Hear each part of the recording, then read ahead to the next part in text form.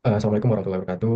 Sebelumnya, izinkan kami mempresentasikan hasil revisi dari kelompok 3 di area 14 Duri. Next. Sebelumnya, ini anggota kelompok dari kelompok 3. Yang pertama ada Muhammad Rofik Mana dengan NIM akhiran 011, itu saya sendiri. Selanjutnya ada Trita Lutfi Andrian dengan NIM akhiran 022. Selanjutnya ada Ivana Agnes Mary Perspaka Bangun dengan NIM akhiran 004. Selanjutnya ada Ananda Nabila Zulaika dengan NIM akhiran 008. Selanjutnya ada Salsabila Putri Dwi Novira dengan NIM akhiran 029. Selanjutnya ada Muhammad Umar Rahmatullah dengan NIM akhiran 031 dan Vita Aryani 035. Terus ada Niputu Bertas Redasi dengan NIM akhiran 060 dan Kirana Rifarika Subiaktur dengan NIM akhiran 05. Terakhir ada Yolanda Esther dengan NIM akhiran 073. Next. Di mana lapangan minyak rokan di Provinsi Riau telah berkenal sebagai salah satu tulang punggung produksi minyak nasional. Sejak mulai berproduksi pada tahun 1950-an, Lapang Buri yang menjadi bagian penting dari blok ini sudah menghadapi karakteristik minyak berat dengan kondisi tekanan dan temperatur reservoir yang relatif rendah. Hal tersebut untuk penerapan metode stemful sebagai bagian dari teknologi untuk meningkatkan perolehan minyak. Pengembangan zona injeksi uap di Lapang Buri dilakukan secara bertahap dan menjaga kelanjutan produksi. Dan saat ini Pertamina Pulau Rokan berencana mengembangkan area 14 sebagai langkah lanjutan. Sebelum pengembangan dilakukan, identifikasi zona dengan permeabilitas baik serta kewaspadaan terhadap tip zone diharapkan membuat peluang penemuan sumber baru yang lebih produktif sekaligus memperkuat komitmen HR dalam menjaga keberlanjutan produksi blok rokan. Next. Di mana problemnya? Yang pertama itu minyak di lapangan bumi tergolong ke dalam heavy oil atau minyak berat yang merupakan sumber injeksi untuk membantu naiknya minyak permukaan. Yang kedua itu ada area active zone yang menyebabkan injeksi tidak mencapai sumber produksi yang menyebabkan tidak adanya peningkatan produksi. Yang ketiga itu PHR ingin mengembangkan area produksi ke area 14 yang baru mulai dikembangkan pada tahun 2025. Next. Selanjutnya, untuk problem solving sendiri, diperlukan studi untuk menentukan konfigurasi dan lokasi sumber injeksi serta sumber produksi melalui survei geofisika. Yang pertama, target utama, identifikasi jalur aliran dominan, distribusi permeabilitas, porositas, serta hubungan antara sumber agar pola injeksi dapat dioptimalkan dan tidak terbuang ke tip zone. Yang kedua, rekomendasi metode. Kita menggunakan metode seismic 3D dan geolistrik resisitivitas konfigurasi di volleyball. Next. Untuk selanjutnya, geologi setting, cekungan Sumatera Tengah merupakan salah satu cekungan penyumbang hidrokarbon terbesar di Indonesia yang telah digusur belakang di Pulau Sumatera. Struktur dan stratigrafinya terbentuk pada periode Pratersier hingga sekarang. Menurut Nainggolan et al. 2021, penentuan reservoir hidrokarbon di cekungan Sumatera Tengah berasal dari lakostrine sampai batuan induk terestrial pada masa Shen Rift awal. Menurut Ordax et al. 2023. Next.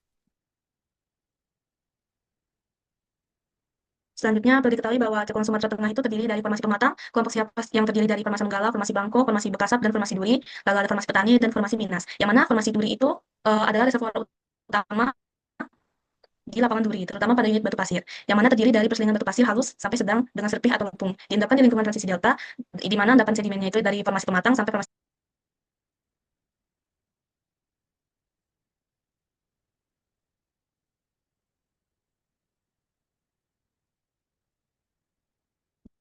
Lalu di sini terdapat referensi data yang kita gunakan, yang mana pada gambar ini dapat terlihat terdapat data peristiwa.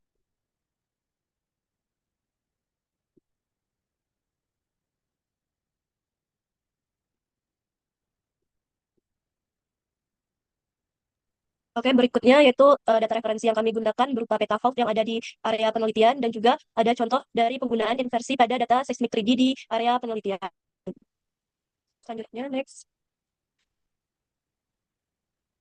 Masuk ke metode geolistrik, yang mana metode geolistrik ini merupakan salah satu metode geofisika yang digunakan untuk mengetahui kondisi bawah permukaan berdasarkan sifat tahanan jenis bawah permukaan, yang mana pada prinsipnya itu kita menginjeksikan arus menggunakan elektroda arus dan nantinya akan terbaca di permukaan beda potensial melalui elektroda potensial. Kemudian konfigurasi yang digunakan yaitu konfigurasi dipol-dipol, yang mana jarak antara elektroda potensial dan elektroda arusnya itu selalu sama, kemudian datum poinnya itu lebih rapat hingga resolusi secara lateralnya itu lebih bagus.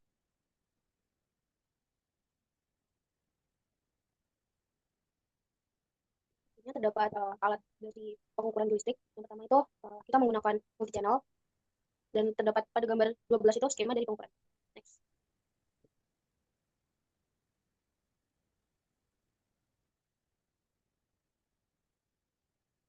Selanjutnya untuk desain survei dari geolistrik ini yang pertama itu menggunakan metode geolistrik resistivity mapping, kemudian menggunakan konfigurasi dipol-dipol, jumlah lintasan 12 lintasan yang terletak pada zona 14, kemudian terdapat panjang lintasan yaitu 700 meter dengan spasi elektroda 20 meter, spasi lintasan 350 meter, jumlah elektroda 36 elektroda, kemudian jumlah N 32, jumlah titik data 528 per lintasan, kedalaman yang didapatkan sekitar 330 meter dengan alat resistivity multi channel, waktu pengukuran 12 hari di mana satu hari satu lintasan, kemudian tim pengukuran terdapat 5.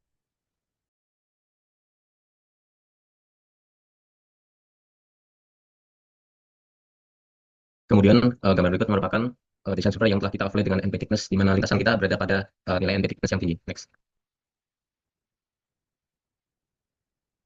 Selanjutnya, berikut merupakan workflow dari desain survei geolistrik. Pertama-tama kita melakukan mulai, kemudian studi literatur atau tinjauan pustaka, kemudian kita merencanakan tata waktu pelaksanaan survei, kemudian kita membuat desain survei dari base map yang kita ambil dari Google Earth, kemudian kita lapan duri, dan kita struktur. Yang kemudian kita jadikan satu, kita overlay, kemudian kita melakukan penentuan target, penentuan lokasi, penentuan metode, kemudian penentuan konfigurasi yang kita gunakan yaitu konfigurasi tipe-tipe, kemudian penentuan lintasan. Nah, dari penentuan lintasan tersebut terdiri dari panjang lintasan, jumlah lintasan, dan spasi. Kemudian didapatkan peta desain survei, kemudian kita melakukan akuisisi dan selesai.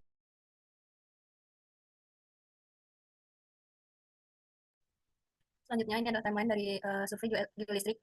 Yang pertama itu ada studi literatur, itu dilakukan dari bulan 1, minggu 1 hingga 4, dan juga bulan 2 untuk minggu pertama. Kemudian ada pengurusan izin pada bulan 1, minggu pertama dan kedua. Kemudian pembuatan desain survei pada bulan pertama, minggu ketiga. Kalibrasi dan pengukuran dilakukan pada bulan pertama, minggu keempat, dan juga bulan kedua, minggu pertama. Kemudian ada pengecekan dari kualitas data yang dilakukan pada bulan pertama, minggu keempat, dan juga bulan kedua, minggu pertama. Nah, untuk metode geolistrik sendiri ini memiliki kelebihan, yaitu murah, kemudian bagus untuk resolusi lateral dan horizontal, kemudian lebih mudah dan cepat. Selanjutnya ada pun kekurangannya, yaitu untuk target dangkal, yaitu tidak dapat terdeteksi, dan juga perlu data pengontrol atau pengikatnya. Selanjutnya ada 3D seismic method. Nah, 3D seismic ini sama seperti seismik biasanya, dia mengukur di subsurface dengan dari si gelombang yang ada di bawah permukaannya. Di situ nanti akan ada source dan receiver yang akan menerima dari anomali bawah permukaannya. Dan yang gambar 17 ke yang slide sebelumnya. Pada gambar 17 ini tuh merupakan sweat shooting, di mana dia itu ada persebaran antara si receiver point dan juga source point. Nah, selanjutnya itu ada konfigurasi untuk seismik 3 dimensi. Nah, itu ada 4 konfigurasi bentangan. Yang pertama itu ada bentangan ortogonal, yaitu bentangan di mana source line dan receiver line-nya sejajar dengan sudut saling tegak lurus, yaitu 90 derajat. Selanjutnya ada bentangan break, yaitu pattern yang menyusun jalur sumber dan penerima seperti pola batu bata. Dan selanjutnya ada konfigurasi zigzag, di mana bentangan membentuk huruf Z, dan desain ini tuh cocok untuk waktu akuisisinya lebih cepat dan juga biayanya itu lebih murah. Terus tuh untuk bentangan slanted, yaitu konfigurasi yang menggunakan jalur sumber atau penerima yang tidak sejajar dengan arah sumber survei. Nah, ini adalah peralatan akuisisi seismik 3D di darat atau onshore. Nah, pada gambar ini tuh ada source yaitu rock fibrosis dan juga receiver yaitu geopon.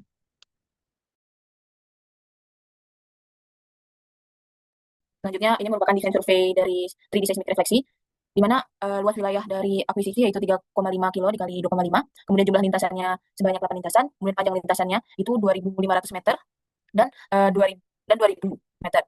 Kemudian arah lintasannya itu barat laut tenggara, kemudian konfigurasi yang digunakan itu ortogonal, spasi lintasannya itu 500 meter, spasi source dan receiver-nya itu 25 meter, kemudian jumlah source dan receiver-nya itu sebanyak source-nya 6 dan receiver-nya sebanyak 80 hingga 100 buah. Kemudian source yang dipakai berupa true fibrosis, kemudian receiver-nya itu geofon, kemudian waktu pengukurannya sekitar 4 bulan, dan perkiraan tim pengukurannya yaitu 30 orang. Next. Nah, ini merupakan peta inset dari peta lintasan tadi.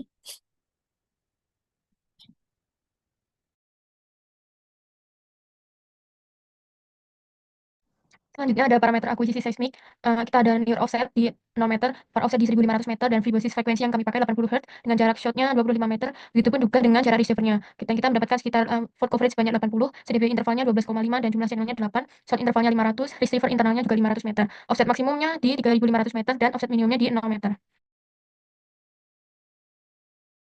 Next. Selanjutnya ada workflow dari desain survei yang kami gunakan, yaitu pertama mulai lalu membuat rencana tata waktu pelaksanaan survei. Kita gunakan base map dari Google Earth, peta lapangan duri, peta struktur, dan kemudian kami overlay. Kemudian kita menentukan target, menentukan lokasi, dan menentukan metode. Menentukan konfigurasi seismik, dan menentukan lintasan berupa panjang lintasan, jumlah lintasan, arah lintasan, spasi source dan receiver, juga jumlah source dan receiver. Selanjutnya didapatkan peta desain survei, kemudian dilakukan akuisisi, dan selesai. Nah, baik, selanjutnya ini merupakan timeline atau rencana tata waktu pelaksanaan 3D seismik, yang dimana di minggu pertama, bulan pertama itu kita melakukan studi literatur, pengurusan izin, dan juga minggu kedua sama, dan juga di minggu kedua itu kita mulai membuat desain survei. Terus di minggu ketiga kita mobilisasi, dan minggu keempat itu kita mobilisasi pengujian alat dan parameter, pengukuran dan pengecekan kualitas data. Nah, di bulan kedua, di minggu pertama, minggu pertama dan minggu kedua ketiganya itu kita melakukan pengukuran dan pengecekan kualitas data. Dan juga di minggu ketiga itu di terakhir kita melakukan demobilisasi. Nah, di mana metode seismik ini kelebihannya itu kemampuannya memberikan detail yang lengkap mengenai struktur bawah permukaan bumi.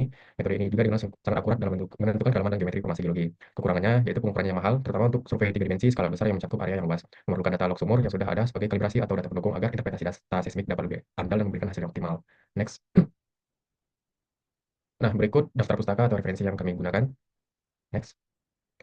Nah, sekian presentasi yang bisa kami paparkan. Semoga apa yang kami sampaikan bisa mendapat arahan atau saran yang lebih baik lagi. Mungkin sekian presentasi kami. Apabila ada kesalahan, mohon maaf. Saya akhiri. Wabillahi taufiq wal hidayah. Wassalamualaikum warahmatullahi wabarakatuh.